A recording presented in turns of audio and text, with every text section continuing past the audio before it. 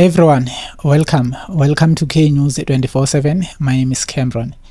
I have Ubongosi, my co-host. We are discussing what is happening at Naturena. I am sweet. I've heard a lot of KAIZER Chiefs supporters talking about F-Mam Jason Gonzalez. People are concerned, fans are concerned. What is going on with this player? Ever since he came to Naturena, akakasniki anything, no goal, nothing promising. Akaze washaya ngisho nepali nje to show ukuthi maybe there's something that is coming on the way. So far, Sibonile coach, he also gave him an opportunity against Midfield Golden Arrows, but we didn't see anything. What can you say about this player? Do you think KAIZER Chiefs must look for another striker, or they must shift the focus on Owandile Duba, who just did well on his first game? Sanmonan Sokalavas. Cameron, I think in future it is better to shift the focus because, as you can see in future, ayikho promising evela nayo Gonzalez, because manje by this time maybe mhlambi goleli one ngabe sekanalo, but so far there's nothing. So the better ukuthi vele switch focus sekuwandile do, because already sekazenzelile igama on that game versus Golden Arrows. He showed a hunger ukuthi he's willing to fight for the badge. So abantu abanjabo Gonzalez mfethu asibaqala ukubabona, because remember we had one signed Lazarus Kambole whom played 2 seasons and scored 2 goals. So you can see ukuthi lento lena into ejwayelekile, but asinotices because at least uKambole la abuya khona ukuze SK United bekakora. But manje uthi mafia ku Chiefs waba nalelo party lelo, but uGonzalez from labo yakhona vele behlezi kumnyama ebusweni benkawo. Since 2017 una how many goals registered? Una 10 out of all these years he has played so far. Okay, but this is not the first thing as you are mentioning. So is it guaranteed that the problem is with our strikers, or the problem is with the midfield? Because the midfield is the supply. Our strikers, definitely, some of them, they can't market bola ngokwabo. Basifunela bola, baphinde bazicreate ama-scoring opportunities. It doesn't work like that. It's a chain. So in order for a striker to receive a ball, it must come from a midfield, or it must come directly from at the back. Maybe singasho ukuthi ileyo tumtuma ngabe utumuzile ulento le a defender. So blame abandla, because even Ubonfield Kelebe Minyimana, we once signed that player. He came to Naturela, he only scored penalty kicks. At least yana wazama somewhere somehow ngeheader, but things didn't go very well, and then club released him. So inkinga ama strikers wethu, now we signed Ucheva Vero. He have 1 goal. He was scoring goals like crazy at Marumo Gallants. So where is it?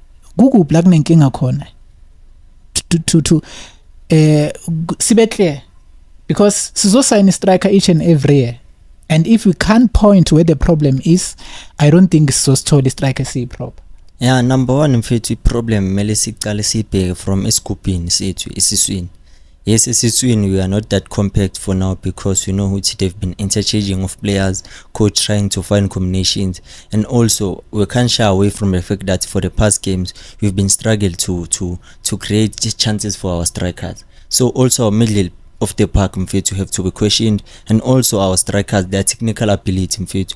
We can't go as a striker, you don't know how to position yourself in the final third. So both the strikers and also our midfielder must have a role to play, because we can see ukuthi so far a move abahlelekile, but going forward kula ngazathi khona aba understandane kahle kahle, because even nama passes wakhona there is not make sure they were passana ngakhona. So mabangazama leyo nto leyo, because we can see ukuthi uGonzalez vele i-positioning yakhe yamkhawatha number 1, number 2 there's no supply. So the lack of supply, the problem is the player, or the problem is the midfielders? Because sizomhambisa uGonzalez, sisho ukuthi akekho mnandi, akekho fit, and then somebody else comes in have the same problem.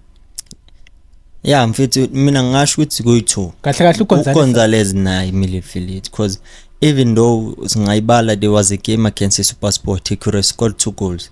I-position yele yambulala, at least lapho they were supplying him. Bese rest of the games kula khona ke kula midfielder beyifela khona. Because even though when we get into better positions in the 18-yard area to look for our men and assist, we try by all means to go for glory, of which it is something that can also take the confidence of our strikers away. Because you can see whichever Vero the goal is scored in he had to improvise. Hey, yeah, ne, Gonzalez. But okay, my opinion. I think he needs some time. Gonzalez.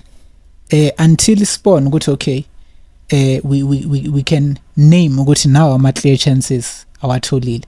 But now even if I can ask you now, how many clear chances Gonzalez had? Simbonile uDupreez waphuma 1-on-1 walikhomba ngaphandle, waphuma futhi walikhomba ngaphandle.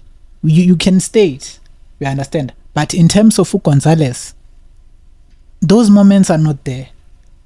So it is too difficult ukuthi you can state ukuthi no, this guy is not a Chiefs material. Go now, we are struggling, we need goals, it's frustrating.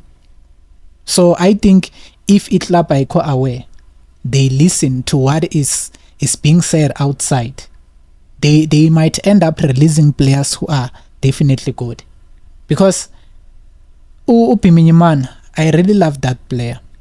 For me, I saw a potential. I saw a player that is capable, that is good. I think Upiminyimana was better than Gonzalez. So it's a downgrade the way mina ngibona ngakhona. It's because KAIZER Chiefs, they've listened to what is being said on the internet. Same thing as they did with coach Arthur Zwane. They didn't release Arthur Zwane because they didn't see potential in him. They released him because they couldn't handle the pressure that is coming from outside. So Gonzalez, I think let's give him some time and fix our midfield and say. Yeah, mfethu, that's also a good point, because njengoba ibeka mfethu okwamanje vele angeke sisho okubi kakhulu ngaye, because we know ukuthi our midfield mfethu so far I create ama clear cut chances. uDupreez into emenza ukuthi abe advantage in speed sakhe, because he can make something out of nothing. Uvela phume nje azithole sekaseboxini, of which it is difficult for Gonzalez because abakho that technically gifted njengabo uDupreez, because some things are limiting them ukuthi sibone their best. But uDupreez with his speed will always have an upper hand over any team is going to play against, because he's able to play within the pocket. But abo ma player afana nabo Gonzalez, obvious as you can see his body, his height, it's all about being the target man. But for Dupreez is different because it's a false 9. He can go and collect the ball and also start a move and try by all means if ever he's lucky to finish off the move. But Abu Gonzalez is all about good, waiting for that cross, waiting for that cutback. So far as you can see,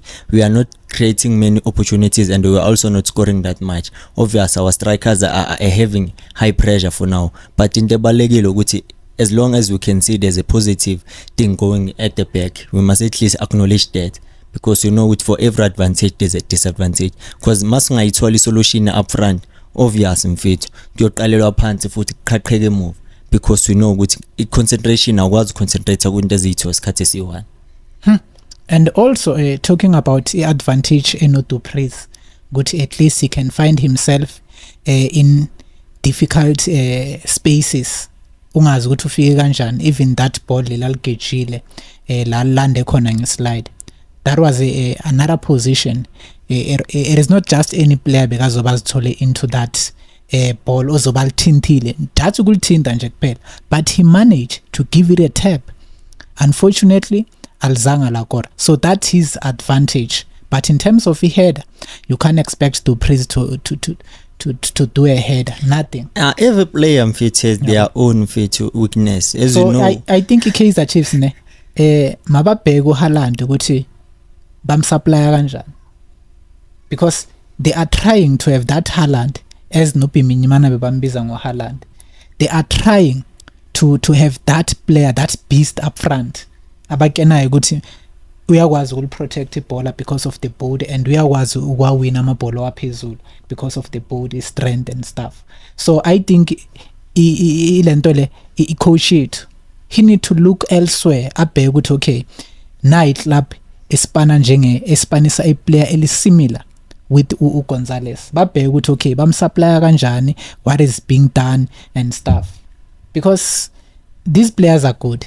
Inkinga yithi supply it, it's not good enough, but it is easy kuba fit. Guys, what are you saying about all this? Do you think Gonzalez aksi material melas dedele and get somebody else with good quality? What are you saying about all this? Angcono bamyeke vele kuphelele contract yakhe vele after lapho ke hayi akugezelwana vele, because sekusela how many months vele ukuthi iphele. Just few months, but my question is angeke nibheke emuva na, because KAIZER Chiefs we always look back. I'm sure there are some who miss coach Arthur Zwane, some they miss Ubiminyimana. So every time, in every decision that we make, ayikho decision esingasho ukuthi la that was final. Maybe it was for ulento leyo bethu bani ukhama billiard ngokuthi vele uzambele seka squad isile, but in most cases KAIZER Chiefs they make poor choices in most cases. Kwesinye isikhathi you can't blame them, because you can see ukuthi i-pressure number 1 yasikhawat, number 2 kumele ubheke ukuthi le player leli lisigayani before singalikhalela. Uyabona manje umuntu abamkhalelayo uNakovic, because they know ukuthi uNakovic vele will always be dangerous with his head, but the only difference now ukuthi TS Galaxy is scoring using his feet. So you can see ukuthi coaching improve or Sid Ramovic umhlalise phansi wathi ndoda sesifikile ukuthi TS Galaxy la izinto sizenza ngomunye ushuni. Guys, hi, this is it. Don't forget to subscribe, lab.